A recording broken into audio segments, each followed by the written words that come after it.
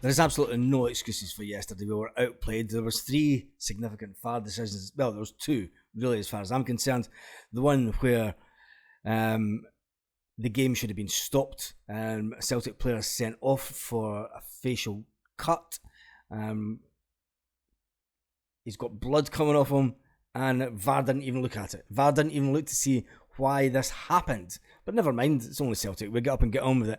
And then the big one is obviously said Haksabanovic. Haksabanovic goes down in the box, and as you can see from this picture, you know, the Kilmarnock player, his foot is over the top of Haksabanovic's foot so that he can't take his foot off the ground to move forward.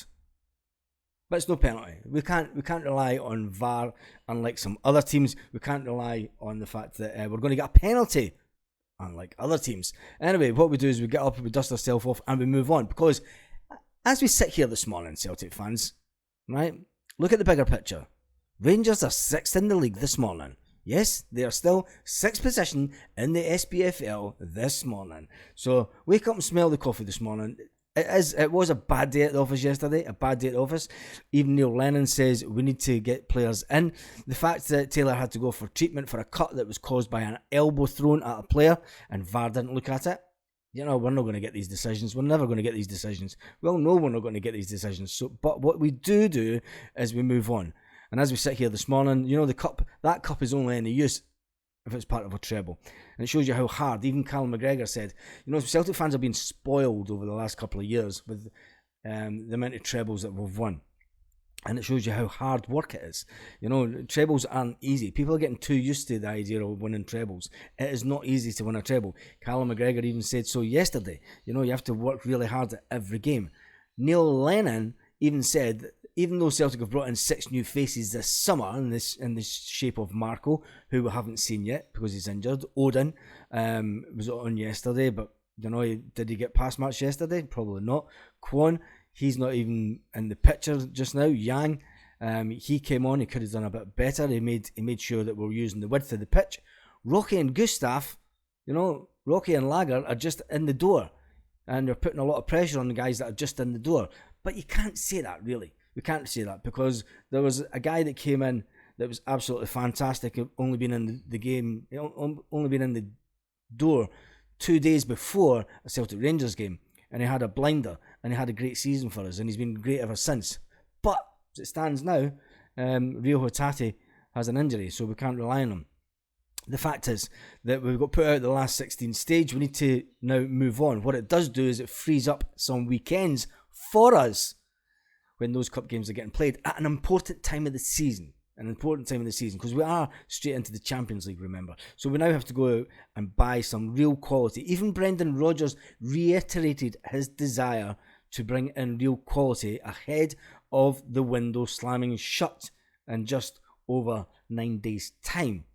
Even Neil Lennon says he knows from experience how difficult the window can be and to get deals over the line quickly. Well, Ange Postecoglou done it, but Ange Postecoglou was buying players that probably didn't play in Europe, so there wasn't a lot of European players bought at that time. And we wanted to bring in players that are quality, ready, and experienced. You know, even Brendan Rodgers said the fact that, look, we need to maybe go out and buy a player at 27, 28, a bit of experience, because that's one thing, we definitely need it. As the window kind of gets to the conclusion, a lot of people are saying that they're not entirely happy with the way that the transfer window has went.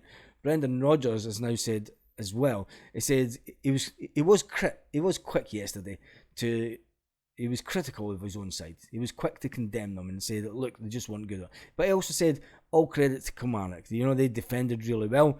They moved from a back 5 to a back 3 and then a box section, which made sure that Kyogo couldn't get any movement. Kyogo's coming far too back for me.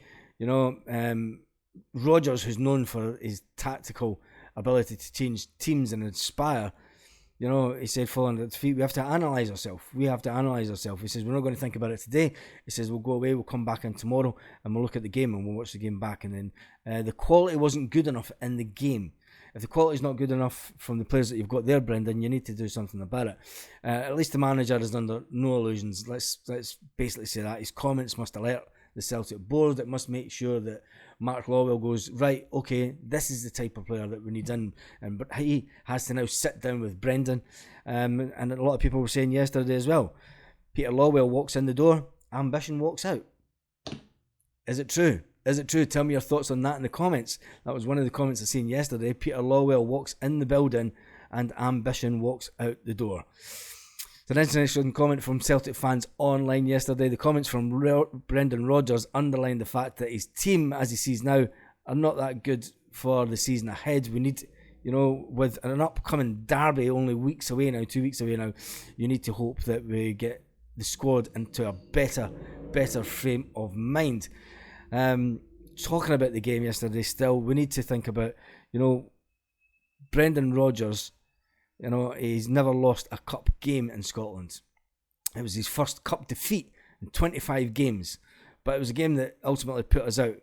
And he said, we're very disappointed. Certainly, we're nowhere near the level that we need to be at to win games. That is very true. That is very true. I thought that Yang coming into the game looked very well. He did. He was probably the one player that moved out to the wing and made sure that we were using the full width of the pitch, because that's something that we weren't doing yesterday. We were getting dominated and pulled into a narrow pitch where we really need to be playing the full width of the pitch. So hats off to Kilmarnock for that. He says it's a tough place to come. Brendan says it's a tough place. Well, no, it's a tough place to come. It's one of the hardest probably cup games that we could have got this early on. Physically, we needed to be better. We've not got any physicality in midfield as it stands just now. We really do need that physicality to be a bit better. We need to bring someone in the middle of the park that has a bit more quality. And, is it the fact that we are missing Rio Hatate? We are really missing Rio Hatate at the moment in the middle of that pitch.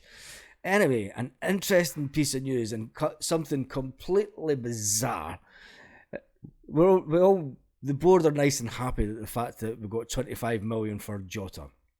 Now, after being there for only 1 month, Jota is on the move.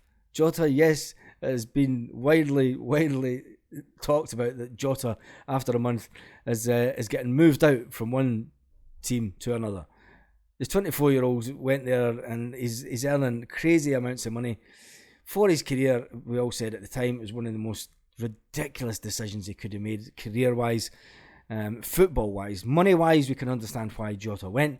When you're getting the best part of 200 grand a week, everyone's going to jump at it. Everyone's going to take a pay rise to go to a new job. I don't care what you say.